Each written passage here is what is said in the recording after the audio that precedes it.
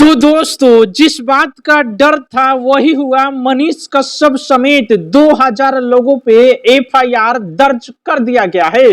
देखिए, ये खबर पटना पुलिस के हवाले से आ रही है कि 2000 लोगों पे एफआईआर दर्ज किया गया है। उसमें मनीष कश्यप, प्रशांत किशोर का भी नाम है और बाकी कार्यकर्ताओं का भी नाम है। और दोस्त, इस देश की मीडिया जो कर रही वो जानेंगे सुनेंगे तो आप हैरान हो जाएंगे। जानते हैं हमारी देश की मीडिया क्या बोल रही है कि जन स्वराज के कार्यकर्ताओं ने पुलिस के साथ बदतमीजी किया, इसके कारण मजबूरी में प्रशासन ने लाठीचार्ज किया और कार्यकर्ताओं पर अब पुलिस एक्शन भी लेने वाली है। उन सभी को पकड़ पकड़ के जेल में भी डालने वाली है, ऐसा नेशनल मीडिया बोल रहा है। चलिए इसके बारे में आगे बातें करते हैं। लेकिन जिस बात का डर था वही हुआ है। देखिए, कोई भी बिहार में आंदोलन करता है, जनता की हक में बातें करता है, तो उसके साथ ऐसा ही होता है। प्रशांत किशोर को देखिए, चाहे मनीष कश्यप या जो भी भाई बिहार के में ये अपने लिए आवाज उठाते हैं, उनके ऊपर एफआईआर दर्ज होता ही होता है। ये बिहार सरकार का रवैया है कि कोई अगर जनता के हक में या फिर अपने लिए आवाज उठा रहा है तो कैसे भी उसके ऊपर एफआईआर करे और उसको जेल में डाले। 2000 लोगों पे एफआईआर दर्ज किया गया है। किस लिए एफआईआर दर्ज किया है जानते हैं आप सभी लोग। और जो प्रशांत किशोर जी प्रशासन को चैलेंज दिए हैं वो भी आप सभी लोग देखिएगा। 3 मांग था प्रशांत किशोर जी का, जो जनता का मांग था। ये प्रशांत किशोर का मांग नहीं था, जनता का मांग था। जो नीतीश कुमार ने 94 लाख युवाओं को बोला था, वादा किया था, अपने कर्मचारियों से बुलवाया था कि 94 लाख युवाओं को 2-2 लाख रुपए दे रहे हैं एक छोटा मोटा बिजनेस करने के लिए। इस वादे से भी नीतीश कुमार मुकर गए। यही सवाल पूछने के लिए प्रशांत किशोर जी विधानसभा का घेराव कर रहे थे। और ये जो भूमि सुधार जो सर्वे हो रहा है उसको लेकर एक मामला और था।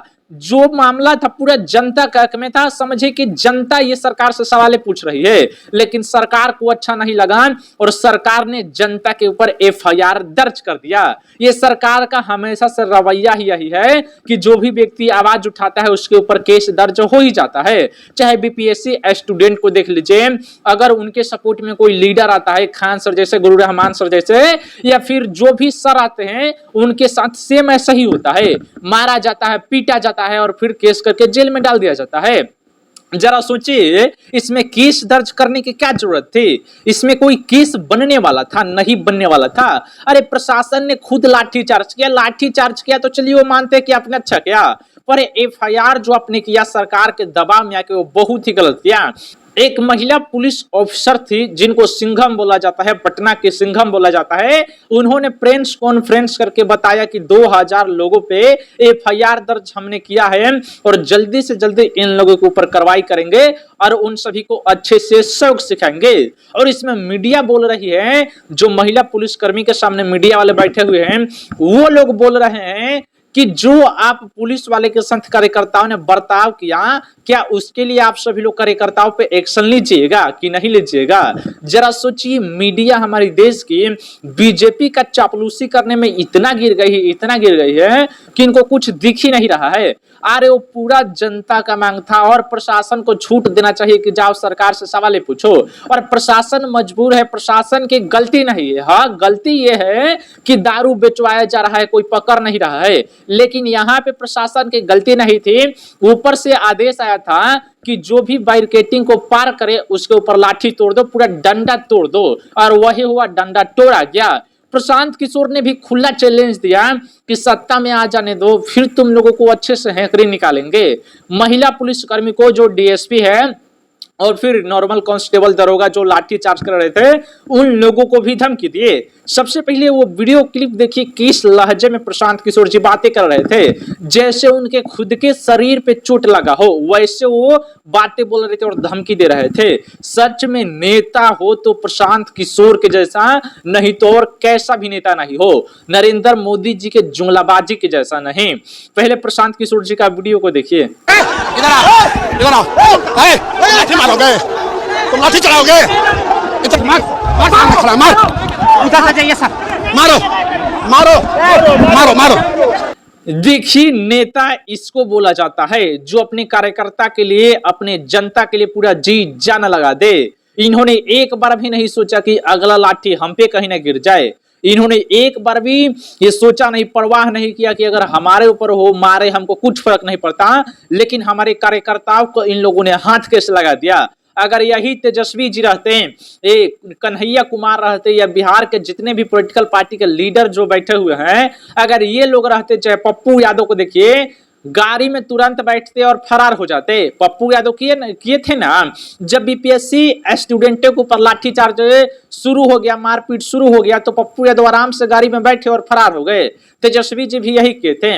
लेकिन प्रशांत किशोर वैसा नहीं है। प्रशांत किशोर जी ने उस टाइम भी साथ दिया था जब बीपीएससी छात्रों के साथ अन्याय हो रहा था, और उस टाइम भी प्रशांत किशोर जी को पीटा गया था, एक थप्पड़ मारा गया था। आप सब लोग जाके देखिएगा। और गरिया के बारे में नहीं, जो उनका बस था, जो पूरा लग्जरी था, उनके बारे में मीडिया चला रही थी, कोई बीपीएससी के मुद्दे पर बात नहीं कर रहा था। उनका गाड़ी कैसा है, कितने करोड़ का है, मीडिया ये दिखा रही थी। देखिए आज के समय में मीडिया पूरी तरह से बिक चुकी है, या तो कांग्रेस से बिकी है या बीजेपी से। बीजेपी का सबसे ज्यादा मीडिया है, और जितना भी मीडिया प्रशांत किशोर का इंटरव्यू ले रही है वो सब बीजेपी की मीडिया है। और ये मीडिया प्रशांत किशोर को हमेशा बदनाम ही करेगी, जन स्वराज का छवि खराब ही करेगी। आप सभी लोग देखते रहिए, जन स्वराज का छवि ये लोग हमेशा खराब करते ही रहेंगे। लेकिन जो भी हुआ गलत हुआ। प्रशांत किशोर, मनीष कश्यप, या जितने भी लोग धरने पर बैठे हुए थे, विधानसभा का घेराव कर रहे थे, उन सभी के ऊपर एफआईआर हुआ। हमको तो भैया पहले से मालूम है, क्या है कि देखते आ रहे हैं, जो भी लोग आंदोलन करते हैं उनके ऊपर एफआईआर दर्ज होता ही होता है। 110% उनके ऊपर केस दर्ज हो जाता है। और बिहार सरकार का ये रवैया आज से नहीं है, कई सालों से चलते आ रहा है। बिहार में आप अपने हक के लिए नहीं लड़ सकते। समझिए कि 1947 चल रहा है, अंग्रेजों का भी राज चल रहा है। अंग्रेज से कम नहीं है बिहार सरकार, क्योंकि जिस तरह से इन लोगों का हरकत है, कोई आवाज उठाता है तो तुरंत परमिशन देते हैं कि जाकर लाठी चार्ज करो। कभी इन लोगों के ऊपर लाठी चलेगा तब इन लोगों को मालूम चलेगा कि लाठी का दर्द क्या होता है। नीतीश कुमार और जितने भी सत्ता में बैठे हुए, सम्राट चौधरी, विजय सिन्हा, सभी ने परमिशन दिया कि जाओ मारो पीटो, हमको क्या मतलब है, हम लोग तो सत्ता में है, सत्ता का मलाई खा रहे हैं, हमको जो मन करेगा करेंगे। और प्रशासन को भी ये झेलना पड़ेगा, क्योंकि जिस तरह से प्रशासन इन लोगों की बहकावे में आके इस तरह की कामें कर रही है, प्रशासन को तो खुद सोचना चाहिए बिहार में किसको न्याय मिल जा रहा है। जो भी हो रहा है सरकार के दबाव में ही हो रहा है, चाहे मारो पीटो या किसी के साथ रेप हो जाए, बलात्कार हो जाए, प्रशासन कुछ नहीं कर पाती है, क्योंकि सरकार सीधा ऐसे ही बैठी हुई है। कोई आके बता देगा कि हम नेता के पास जान पहचान के हैं, कोई क्रिमिनल होगा, मर्डर कर रहा होगा या रेपिस्ट होगा, वो बोल देगा कि हम नेता जी से हमारा पहचान है, उसको कुछ नहीं होगा। होता है ऐसा। कितने लोग अभी आजाद घूम रहे हैं जिसमें वो रेपिस्ट है, और कितने नेता बलात्कारी है, बड़े बड़े क्रिमिनल है, और बीजेपी आरजेडी जेडीयू में शामिल है। देखिए ज्यादा कुछ तो नहीं बोलेंगे, लेकिन जो हुआ है बहुत गलत हुआ है। और आप सभी लोग एक बार जन स्वराज को मौका दीजिए, क्योंकि जन स्वराज के नेता प्रशांत किशोर बहुत संघर्ष कर रहे हैं। कोई भी ऐसा नेता नहीं है जो जनता के लिए लड़ता है, अपने कार्यकर्ता के लिए लड़ता है, लेकिन प्रशांत किशोर ने अपने कार्यकर्ता के लिए, अपने जनता के लिए पूरा जी जान लगा दिया। इसी से समझिए कि प्रशांत किशोर जी कैसे है। चैनल पे नए होंगे सब्सक्राइब करिएगा, वीडियो को शेयर करिएगा। जय हिंद।